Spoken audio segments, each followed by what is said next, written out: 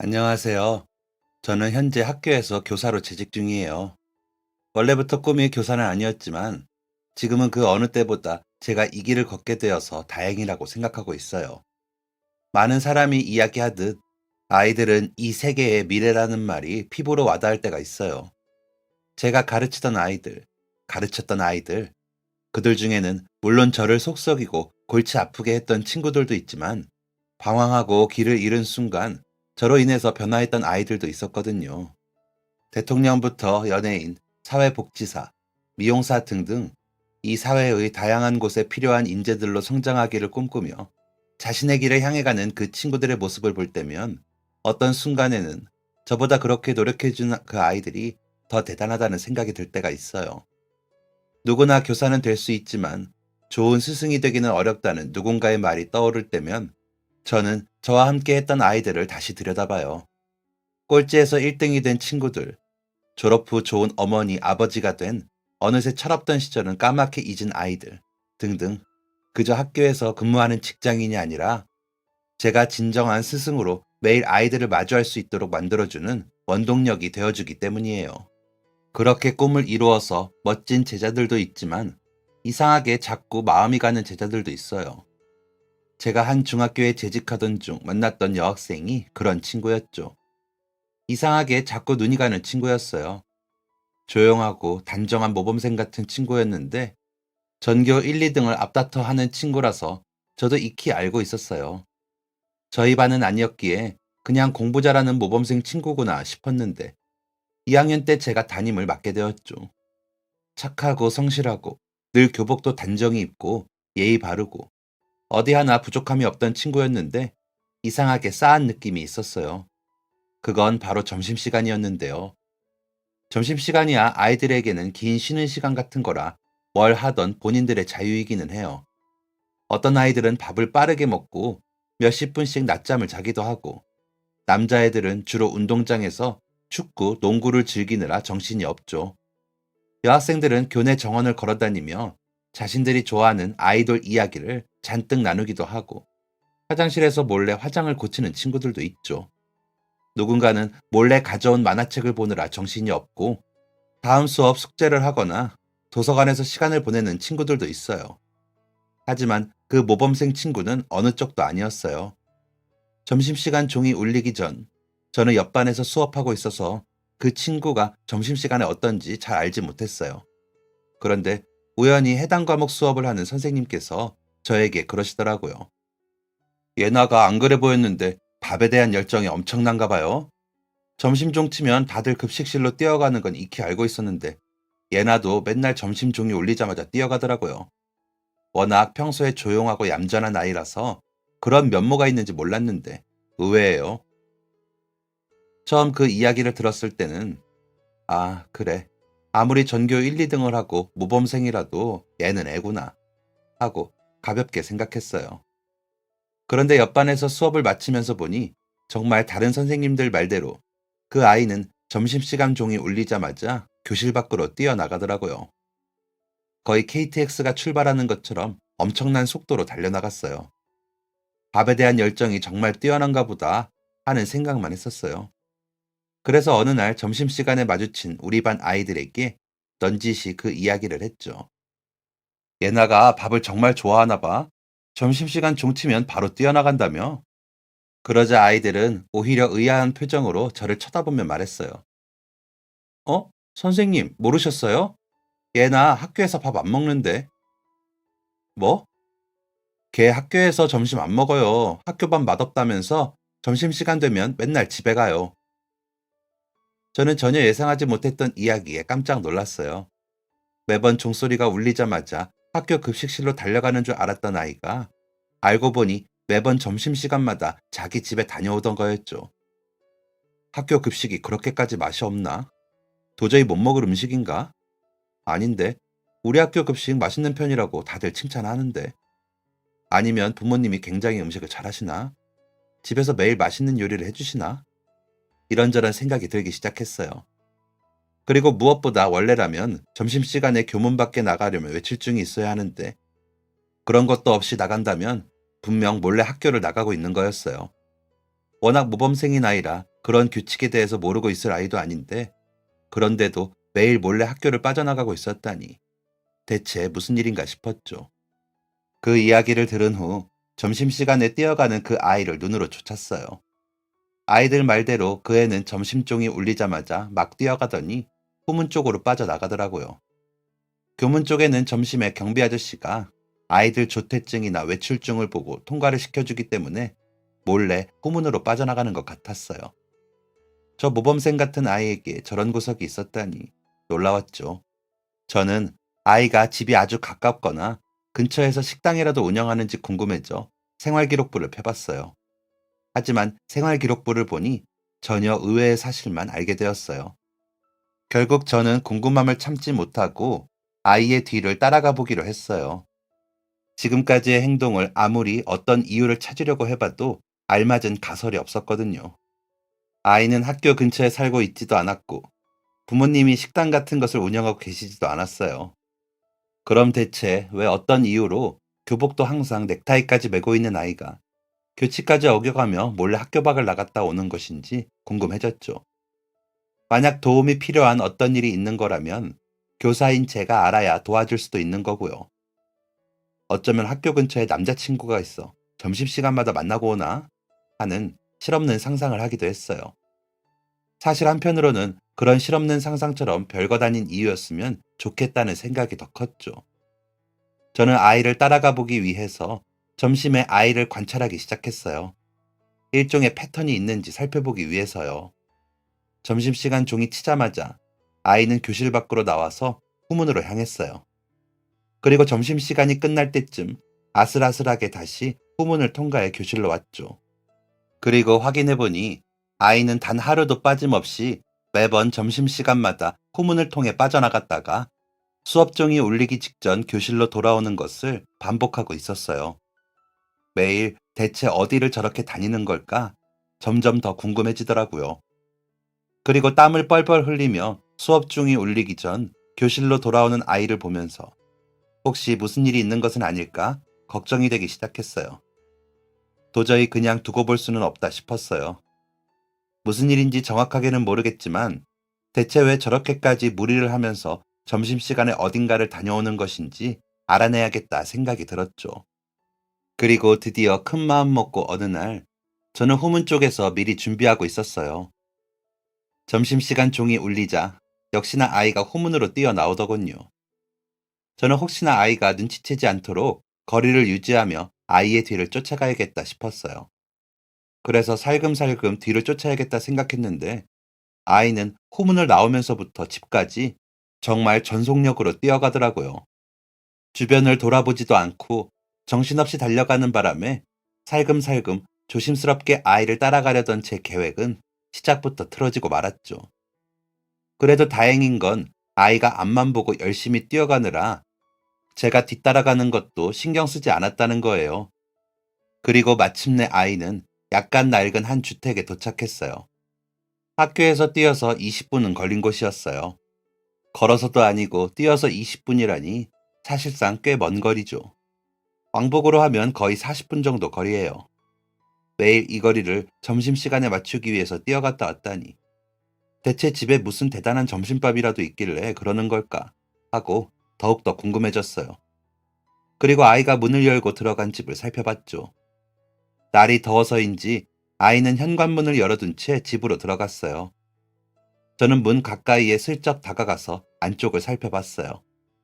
그리고 제가 본 모습은 전혀 예상하지 못했던 모습이었죠. 매일 아주 맛있는 점심이라도 먹을 줄 알았던 아이는 제가 상상한 것과 전혀 다른 모습이었어요. 그렇게 뛰어서 집으로 들어간 아이는 분주하게 점심 식사 준비를 하고 있었어요. 밥을 전자레인지에 데우고 부엌에서 가스레인지에 국을 끓이며 방으로 반찬을 나르고 있었죠. 전 대체 이게 무슨 상황인가 싶었어요. 그래서 조금 더 자세히 들여다보려는 찰나 아이와 눈이 딱 마주치고 말았죠. 선생님? 아이는 무척이나 당황한 듯이 저를 쳐다봤어요. 저 역시 잠깐 당황했지만 멋쩍은 듯 먼저 아이에게 인사를 건넸어요. 그 친구는 너무나 당황해하며 허둥지둥 하더라고요. 선생님, 제가 그러니까 학교를 몰래 빠져나온 게 아니라, 아니, 몰래 빠져나온 건 맞는데, 그게 아니라 다 이유가 학교를 몰래 빠져나왔으니 꼼짝없이 혼날 거라고 생각했는지 아이는 무척이나 당황하고 약간은 겁에 질린 표정으로 손사래를 치며 저에게 아니라는 말을 계속했어요. 저는 아이에게 혼을 내러 온 게 아니라고 말을 하려 했는데 그때 열린 방문으로 또 다른 사람을 보게 되었어요. 그리고 그 사람을 보자마자 너무 놀라 무릎을 털썩하고 바닥에 주저앉게 되었죠. 온몸에 힘이 풀리고 다리가 움직이지 않았어요. 세월이 많이 지나긴 했지만 저는 그분이 누구인지 단번에 알 수 있었어요. 아주 오래전, 언젠가는 저 역시 누군가의 그런 원동력이었어요. 까막눈에 학교 같은 건 뭐하러 다니냐고 하시던 부모님 밑에서 저는 이상하게 공부에 집착했었어요. 언제부터였는지, 왜 때문이었는지 정확히 기억나진 않지만 나는 무조건 공부를 열심히 해야겠다고 계기가 되었던 일은 있었어요. 그때는 초등학교의 어떤 날이었어요. 그 전부터 꽤 학교에서 공부를 잘했던 저는 어느 날 교내에서 열렸던 수학 경시대회에서 금상을 타게 되었어요. 그 당시 문제를 하나 정도 틀렸나? 거의 만점에 가까운 점수로 입상하게 되었는데 전교생 앞에서 상을 받게 되었죠. 강당에 모인 아이들을 지나쳐 교장 선생님과 선생님들이 서 있던 마이크가 있던 무대 위까지 올라가는 길. 그 길이 수십 년이 지난 지금도 아직 생생하게 기억이 나요. 수많은 사람이 모두 저만 바라보고 있었고 수백 개의 눈이 제 행동 하나하나를 따르고 있었죠. 저는 금방이라도 호흡 곤란이 올 것 같이 뛰고 있는 심장에게 진정하자라는 말을 주문처럼 외우며 올라갔어요. 그리고 그 수많은 아이 중에서 유일하게 제가 금상을 받았죠. 그 많은 아이의 박수갈채를 받으며 교장 선생님이 상을 건네주셨어요. 그리고 선생님들도 손뼉을 치며 저를 보고 있었는데요. 그 기분이 굉장히 묘하더라고요. 인생에서 한 번도 주인공이 되어본 적이 없었던 제가 집에서조차 마치 없는 존재인 듯 숨죽이며 지내던 제가 전교생의 앞에서 주인공이 된 시점이었어요. 그때 뭔가 엄청난 사실을 깨달았어요. 공부다, 공부. 내가 공부를 하면 사람들에게 주목받을 수 있구나. 내가 공부를 하면 사람들에게 인정받을 수 있구나. 라는 것을 말이죠. 가난뱅이, 거지라며 저를 무시하고 놀리던 친구들도 학부모 상담을 해야 한다고 몇 번을 연락해도 학교에는 발끝도 들이지 않는 부모 때문에 골치 아파 저를 볼 때마다 한숨을 쉬던 선생님들도 그 순간만큼은 제 능력을 인정하고 저를 바라보며 저를 위해서 손뼉을 치고 있었어요. 그래서 저는 그때 공부만이 제가 제 삶에서 주도권을 찾을 수 있는 유일한 방법이구나 하는 생각을 했어요. 그 후로도 학교에서도 집에서도 아무도 관심이 없지만 혼자서 열심히 공부했어요. 제가 집에서 숙제하고 책을 읽고 공부할 때마다 부모님은 그깟 책 좀 읽어서 뭐가 된다고 그러냐. 그 시간에 나가서 신문이라도 돌리든 우유라도 배달하든 한 푼 더 벌어서 부모님 도울 생각이나 하지. 라며 한숨을 쉬고 못마땅한 듯 눈치를 주셨지만 저는 아랑곳하지 않고 계속 공부했어요. 내가 정말 멋진 사람으로 살기 위해 백날 벌어도 늘 제자리인 부모님처럼 살지 않기 위해서라도 나는 공부를 해야 한다고 생각했죠. 중학교에 들어가서도 공부만 했어요. 다들 이제 교복을 입는다는 즐거움에 신이 나서 첫 학기는 들뜬 분위기가 쉽게 가라앉진 않았지만 오히려 저는 이게 좋은 기회라고 생각했어요. 이렇게 신나서 공부를 뒷전으로 생각하는 아이들 틈에서 오히려 이런 곳에 동요하지 않고 혼자서 계속 성실하게 공부했으니 상위권은 따놓은 당상이다 싶었죠. 그리고 중학교를 입학하고 첫 학기 첫 중간고사의 성적은 역시나 제 예상대로였어요. 당당하게 반 1등을 차지했죠. 아무래도 학원이니 과외니 선행학습으로 또는 타고나기를 공부 머리가 좋은 애들이 있어 전교 1등은 놓쳤지만 그래도 당당하게 반 1등을 차지했죠. 오래되고 냄새나는 교복을 입고 등교한다고 중학교 입학하면서 멀쩡한 운동화 한 켤레, 가방 하나도 제대로 들고 오지 않는다고 저를 업신여기고 조롱하고 비웃던 아이들이 제 성적을 보고 나니 금세 조용해졌어요. 아, 쟤는 그냥 공부만 하는 놈이구나. 개천에서 났다는 용이 저놈이구나. 하는 분위기가 조성되어 금세 아이들은 저는 그냥 공부하는 범생이로 취급하며 더 이상의 조롱도 비아냥도 하지 않았죠. 그리고 그와 더불어 당연히 친구도 생기지 않았어요. 먼저 남들에게 다가갈 만큼 살가운 성격도 여유 있는 상태도 아니었고, 다른 친구들 역시 그런 기세를 뚫고 다가올 만큼 저와 친구가 되고 싶은 것도 아니었으니까요. 그렇게 저는 공부 잘하는 외톨이였어요. 중학교에 입학해 교복을 입은 설렘도, 지금까지는 만나지 못했었던 새로운 초등학교의 친구들을 만나 들뜬 마음도, 이제 정말 어디에서나 어엿한 청소년이 되었다는 기쁨도 저와는 상관없는 일들이었죠. 저는 그저 공부, 공부, 또 공부에 매진했어요.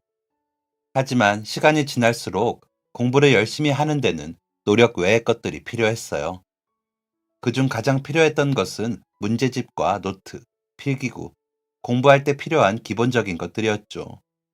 초등학교 때는 그나마 과목이 적어서 어떻게든 학교에서 받은 상품들과 이면지들로 해결할 수 있었지만, 중학생이 되고 나니 점점 필요한 것들이 늘어났어요. 제가 공부하는 것을 달가워하는 집안이 아니었기에 차마 부모님께 책 좀 사게 용돈 좀 달라고 할 수 없었어요. 그래서 부모님이 늘 저한테 왜 너는 그렇게 안 하냐고 했던 것처럼 아침마다 신문을 배달하기 시작했어요. 신문을 배달하고 받은 돈으로는 학용품과 제가 평소 사고 싶었던 문제집과 책을 샀죠. 학교에서는 점심을 일부러 많이 받은 다음에 그걸 통에 담아두었다가 저녁에 공부할 때까지 먹었어요. 우리 집에는 제대로 된 책상도 없었기에 주로 학교에서 공부했는데, 수업 끝나고 얼마 지나지 않아 교실 문을 잠가야 했기에 운동장에서 공부하는 날들도 많았어요. 학교가 쉬는 날은 동네 구립 도서관에서 공부를 했죠. 그렇게 열심히 공부하고 독하게 버텼어요. 그렇게 중학교 2학년이 되었고 제 은인과 같은 담임 선생님을 만나게 되었죠. 저는 새 학년이 되는 게 싫었어요. 왜냐면 매년 학년이 바뀔 때마다 우리 집의 사정을 또다시 새로운 사람한테 알려야 했으니까요. 환경조사서부터 시작해서 부모님은 언제 면담 오시냐, 왜 오지 않으시냐 하는 선생님들의 끈질긴 질문에 저에게 관심이 없어서 오시지 않을 거라는 이야기를 몇 번이나 해야 했으니까요. 2학년이 되고 나서도 학부모 면담에 언제 참석하실지 물어보는 선생님에게 저희 부모님은 그런 거 오지 않으시니까 일찌감치 포기하세요 라고 이야기했어요. 선생님은 알겠다고 대답하셨고 저는 그렇게 일단락이 되었다고 생각했죠. 그러던 어느 날 선생님께서 교무실로 저를 부르셔서 가봤어요. 갔더니 볼펜과 샤프, 노트들, 그리고 문제집을 내미시더라고요. 저는 당황해서 그게 무엇인지 물어보니 저를 위해 준비하셨다고 하셨어요. 알고 보니 선생님 댁은 제가 아침에 신문 배달을 하는 집 중 하나였고, 새벽 일찍 학생이 자기 집에 신문 배달을 하는 것을 알게 된 선생님께서 친한 신문소 사장님께 물어봤다고 하시더라고요. 어쩌다 저 어린 친구가 새벽 일찍 신문 배달을 시작하게 되었는지 말이죠. 사장님께서는 집안 형편이 좋지 않아 공부하기 위해서 배달을 시작하게 되었다는 사실을 알려주셨고, 그런 저를 조금이나마 도와주기 위해서 준비하신 선물이었던 거예요. 처음에는 그냥 어줍지 않은 동정이라고 생각했어요. 그래서 오히려 그런 도움을 받았을 때 고맙다고 생각하기는커녕 괜한 오지랖을 부리신다고 생각했죠. 그냥 불우이웃 돕는 심정으로 저렇게 행동하시는 거겠지. 내가 불쌍해서, 안타까워서 그냥 저러시는 거겠지 생각했죠. 하지만 그 후에도 선생님은 꾸준히 저에게 관심을 가져주셨어요. 저희 부모님조차 관심 없는 제 진로에 대해 상담해 주셨고, 제가 지금 성적으로 갈 수 있는 학교들과 참여할 수 있는 지역 내 대회들, 그리고 교내에서 받을 수 있는 여러 지원까지 꼼꼼하게 확인해서 알려주셨죠. 그 누구도 저에게 그렇게까지 관심을 가져준 적이 없어 처음에는 마냥 낯설고 어색하기만 했는데, 시간이 지날수록 그 관심이 고마워졌어요. 사실 아닌 척하며 강하게 굴었지만 저도 혼자서 이 지독한 공부를 하는 게 굉장히 외롭고 고독했으니까요. 그 덕분인지 저는 성적을 계속 올릴 수 있었어요. 어느새 전교 3등까지 하게 되었죠. 누군가의 도움을 받아서 환경이 갖춰지면 내가 이 정도까지 할 수 있구나 싶어서 너무나 신기하고 놀라웠어요. 앞으로 더 노력하면 더 잘할 수 있겠다는 생각으로 희망을 보기도 했죠. 그리고 그 희망을 비웃기라도 하듯 어머니께서 돌아가셨어요. 한동안 기침을 계속해서 하던 어머니는 병원도 가보지 않은 채 감기약만 몇 달을 먹으며 버티더니 결국 마지막에는 폐렴으로 사망에 이르렀다고 하더라고요. 그동안 어머니께서 천식을 앓고 있어서 치명적이었다고요. 병원에서 치료를 받았다면 사망까지는 이르지 않았을 텐데 왜 진작 병원에 오지 않으셨냐고 하셨어요. 돈이 없어서. 어머니가 병원에 가지 않으신 이유는 그거 하나였죠. 돈이 없어서. 병원에 가면 돈이 드니까. 그래서 병원에 가지 않고 버티셨던 거예요. 그래서 저는 무조건 돈을 많이 버는 직업을 갖겠다고 꿈을 꿨어요. 공부를 잘해서 무조건 부자가 돼야지 했죠. 어머니가 돌아가시고 나니 아버지는 더 집요해지셨어요. 학교는 뭐하러 다니냐며 제 책을 집어던지고 학교에 가지 말고 자기 따라서 현장에 나가 일하자며 학교를 못 가게 하기도 하셨죠. 아버지를 따라 억지로 건설 현장에 출근한 지 며칠이 지나며 학교에 가지 않은 지도 며칠이나 지났어요. 그랬더니 어느 날 집으로 돌아오니 문 앞에 선생님이 서 계셨어요. 제가 말도 없이 학교에 오지 않아 직접 찾으러 오셨다고 했죠. 아버지는 그런 선생님을 보더니 괜한 걸음을 하셨다며 제 아들은 제가 알아서 한다고 이제 학교 같은 건 보내지 않을 거라고 하셨어요. 공부 같은 거 아무 곳에도 쓸모없다고 차라리 지금부터라도 돈이라도 벌어두는 게 낫다면서요. 선생님은 저를 한번 쳐다보시더니 중학교까지는 법적으로 학교에 가도록 정해져 있어 무조건 나와야 한다고 하셨어요. 중학생 아이를 학교에 보내지 않으시면 벌금도 내셔야 하고 징역을 사셔야 할 수도 있다며 나름의 협박을 하셨죠. 확실히 돈 이야기가 나오니 아버지께서는 움찔하셨어요. 그 기세를 몰아 선생님께서 학교에 나오지 않아 벌금을 내시는 것보다 중학교까지는 다닐 수 있도록 하시는 게 훨씬 나을 거라며 아버지를 설득해 주셨죠. 학교 수업 때문에 돈 들어갈 일이 없으실 테니 안심하고 보내시라고요. 선생님께서 집까지 찾아와 아버지를 협박해 주신 덕분에 저는 다음 날부터 학교에 다시 등교할 수 있었어요. 계속 무단결석을 하면 유급을 시켜도 되고 아버지의 뜻대로 자퇴해도 되는데 선생님은 거짓말을 해서라도 어떻게든 저를 학교에 오게 만들고 싶어 하셨어요. 그리고 혹시나 제가 학교를, 공부를 포기할까봐 애를 써주셨죠. 꾸준히 제 학용품과 노트, 문제집을 신경 써주시고 제가 편하게 공부할 수 있도록 아침에 신문을 배달하러 가면 집 앞에 도시락을 싸주시고 간식을 잔뜩 넣은 가방을 걸어주기도 하셨어요. 제가 학교에 계속해서 다녀야 하자 아버지는 집에서 술에 취하면 폭언을 일삼기 시작했어요. 선생님께서는 그런 사실을 어떻게 아셨는지 학교 측에 자습실 운영을 건의했어요. 덕분에 수업이 끝나고 늦은 시간까지 학교에서 공부를 하며 아버지가 잠든 다음에야 집으로 갔어요. 선생님께서는 저를 도와주신 덕분에 공부를 실컷 할 수 있었어요. 저는 선생님에게 왜 이렇게까지 저를 신경 써주시는지 물어봤어요.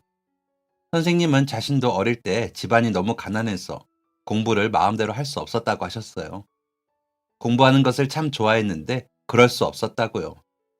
하지만 그러면서도 혹시나 돌파구가 생길지 모른다는 희망으로 공부를 놓지 않으셨는데 그러면서 선생님 역시 좋은 은사님을 만나 공부를 계속할 수 있었고 덕분에 교사까지 될 수 있었다고 하셨죠.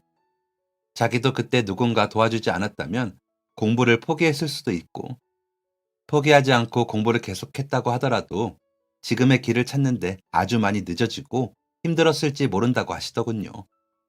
어른에게는 아이들이 마음껏 꿈꾸게 해줄 의무가 있고 아이들은 주변의 환경에 상관없이 마음껏 꿈을 꿀 권리가 있다며 자신의 어린 날에 선생님께서 자신이 꿈꿀 수 있도록 도와주었듯이 자기도 다른 아이들의 꿈을 지켜주기 위해 교사가 되셨다고 하셨어요.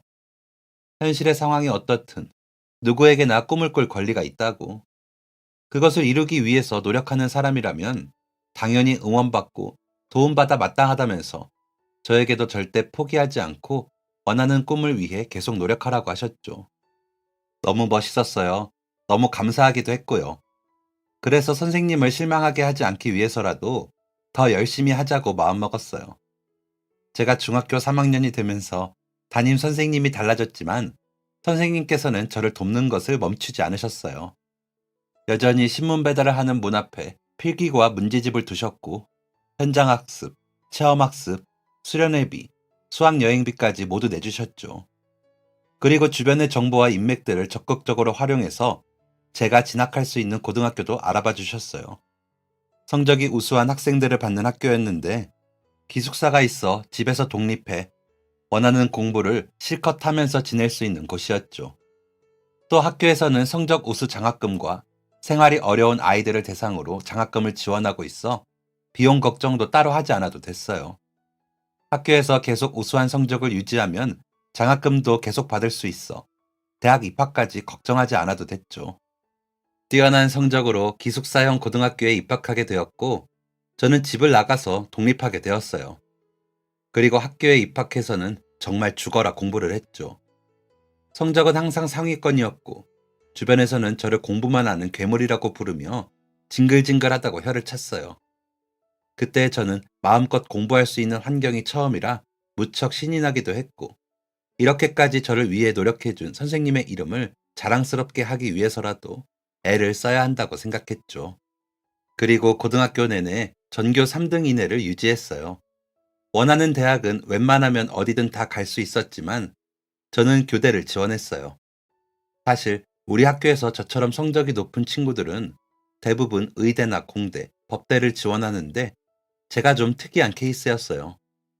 처음 제가 교대를 지원하겠다고 했을 때 학교 선생님들도 학생들도 모두 놀라는 눈치였죠. 원하는 교대를 지원하고 내신도 수능도 워낙 점수가 좋아서 교대 입학 때도 전액 장학금을 받을 수 있었어요. 제가 교대에 진학한 것을 알게 되면 선생님도 엄청나게 좋아하시겠지 싶어 대학 입학 후 당당하게 모교를 찾아갔는데 선생님이 계시지 않았어요. 주변에 물어봐도 집안 사정이 있어 갑자기 그만두게 되셨다는 말뿐 어디서도 선생님의 행방을 제대로 알 수 없었죠. 그리고 그 마지막까지 선생님은 저를 생각하고 계셨어요. 제가 학교를 찾아갔을 때 마치 미리 제가 올 것을 알고 있기라도 하셨던 것처럼 다른 선생님께 저에게 주라며 봉투를 맡기셨다고 하더라고요. 그 봉투를 열어보니 안에는 100만 원 정도 되는 꽤 큰 금액이 들어있었어요. 봉투 안에 너무 큰 현금이 들어있어 깜짝 놀랐는데 거기에는 편지도 들어있었어요. 사랑하는 내 제자에게 나는 언제나 네가 더욱 멋진 사람이 되리라는 것을 알고 있었다. 단순히 성적이 좋아서가 아니라 너는 어떤 상황에서도 노력하는 아이였기 때문이야. 힘든 상황에서, 게다가 부모님이 공부를 말리기까지 하는 상황에서 다들 한 번쯤은 포기하는 게 더 쉽다고 자신을 설득하며 포기해버렸을지도 모른다. 물론 어떤 상황에서 더 이상 버티기 힘들다면 포기하는 것도 나쁘다고 할 수는 없어. 하지만 그렇게 힘든 상황에서도 어떻게든 네가 원하는 것을 하기 위해 노력하는 모습을 보고 나는 어린아이였지만 네가 존경스럽다고 생각했단다. 그런 상황에서 네가 매일 학교에 나오는 것만으로도 나는 너를 대단하다고 생각했을 거야. 하지만 그런 와중에 너는 공부가 좋다며 내가 좋아하는 것을 잘하기 위한 노력도 멈추지 않았지. 그래서 나는 네가 늘 자랑스럽단다. 성적이 좋아서가 아닌 자신이 원하는 것을 위해 모든 것을 쏟아부을 줄 알아서야. 분명 너라면 원하는 대학에도 합격했을 거라고 생각한다. 멋지게 대학 등록금이라도 내주었으면 좋으련만 나에게도 사정이 있어 이 정도밖에 해주지 못하는구나. 부디 네가 앞으로 꿈을 이루는데 부족하지만 도움이 되었으면 좋겠다. 너에게 자세한 사정을 이야기하지 못하고 이렇게 글로 대신 전하게 되어서 미안하다. 그리고 축하한다. 열심히 공부해서 네가 원하는 성과를 낸 것, 너의 꿈에 한 발짝 더 가까워지게 된 것 모두, 그리고 네가 그동안 노력한 모든 것을 인정받게 된 것을 가장 축하한다.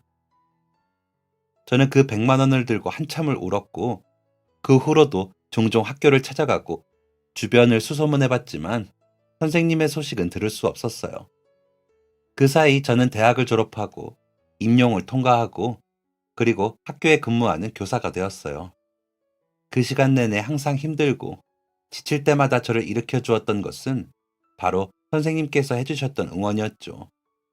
그렇게 애타게 찾았던 나의 선생님, 스승님, 은사님, 바로 그분이 지금 이곳에 있던 거였습니다.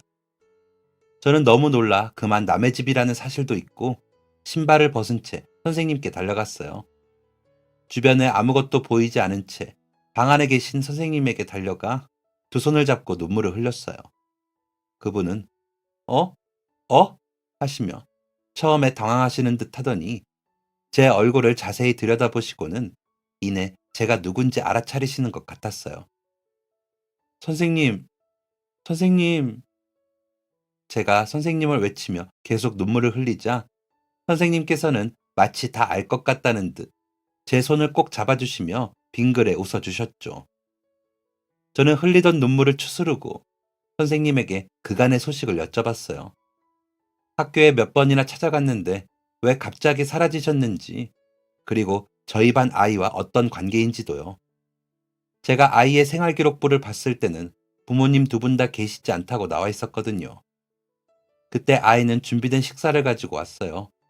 그리고 선생님 앞에 놓아두고 직접 밥을 떠먹여주기 시작하더군요. 저는 그때서야 선생님의 손을 봤어요. 제 손을 힘주어 잡아주시던 선생님의 손은 구부러진 채 움직이기 어려워 보였어요. 아이가 밥을 떠서 입에 넣어주는 동안에도 선생님은 손도 팔도 움직이지 못하고 계셨죠. 알고 보니 그 아이는 선생님의 손주였어요. 선생님께서는 아이의 부모님 대신 그동안 아이를 키우고 계셨던 거죠. 그때 선생님께서 학교를 갑자기 그만두신 것과도 관련이 있더라고요. 알고 보니 아이는 어릴 때 어머니가 돌아가시고 아버지와 둘이 살고 있었다고 해요. 해외 출장이 잦았던 아버지랑 같이 한동안 해외에 머무르고 있었는데 갑작스럽게 아버지가 쓰러지셨다는군요. 급하게 한국에 들어와 병원을 가보니 간암 4기인 상태였고, 이 소식을 들은 선생님께서는 급하게 아들과 손주를 돌보기 위해 일을 그만두신 거였어요. 한동안 일을 쉬시며 어린 손주를 돌보고 아들의 병간호를 하셨다고 해요. 하지만 이런 노력에도 불구하고 안타깝게도 아들은 투병한 지 1년 만에 세상을 떠났고 어린 손주는 할아버지의 손에 맡겨지게 된 거죠. 그 후 다시 학교로 돌아와 교사를 계속 하시다가 은퇴하셨고, 은퇴 후 연금으로 생활하며 아이를 키우고 있었는데 지난해 뇌졸중으로 쓰러지며 손과 팔, 어깨 쪽에 심한 마비가 오게 되었대요. 그러다 보니 혼자서 식사 준비를 하기도 밥을 먹기도 어려웠는데 그 모습을 그냥 볼 수 없었던 손녀가 매일 점심시간마다 자신의 휴게 시간도 포기하며 왕복 40분이 되는 거리를 1시간가량 내에 오가기 위해 온 힘을 다해 뛰어다니고 있었던 거죠. 저는 그저 아이가 입맛이 까다롭거나 집에서 맛있는 걸 먹기 위해서 집으로 가는 줄만 알았는데 알고 보니 그 아이는 자기 할아버지가 점심을 거르지 않도록 하기 위해서 그 길을 달리고 있었던 거였어요. 저뿐만 아니라 다른 반 친구들까지 그동안 모두 오해하고 있었던 거죠. 할아버지의 식사를 마치고 저는 아이와 함께 다시 학교로 돌아갔어요. 그리고 앞으로는 외출증을 적어줄 테니 집 가는 길과 조금 더 가까운 정문을 이용해서 나가라고 말해주었죠. 또 이를 이상하게 생각하던 아이의 친한 친구들에게 대략적인 사정을 이야기해주고 앞으로는 혹시나 아이가 점심시간에 사라지더라도 이상하게 보거나 주변에 다른 친구들이 못마땅하게 여기더라도 분위기를 잘 조성해달라고 부탁했어요.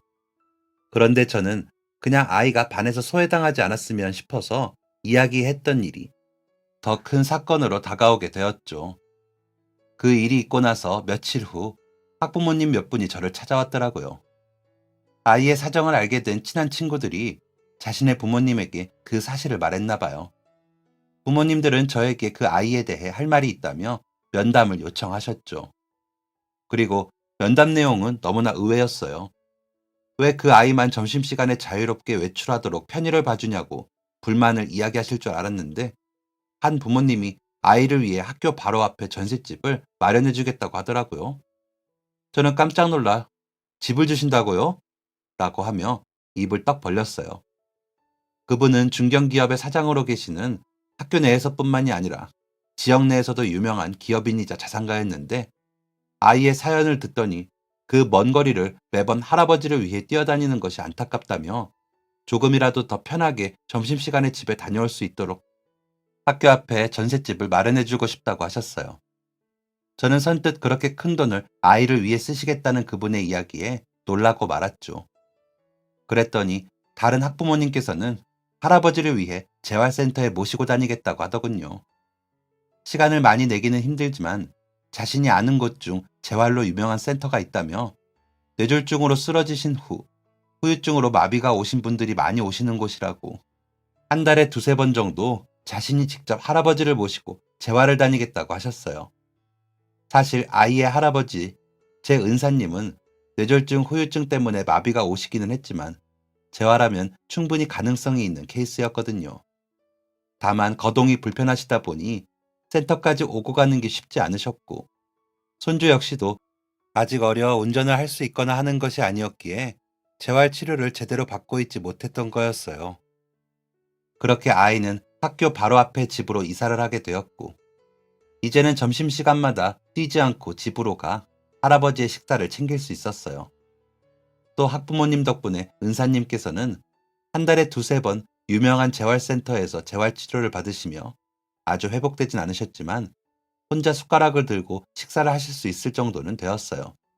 저 역시 은사님이 빠르게 회복되실 수 있도록 노력했어요.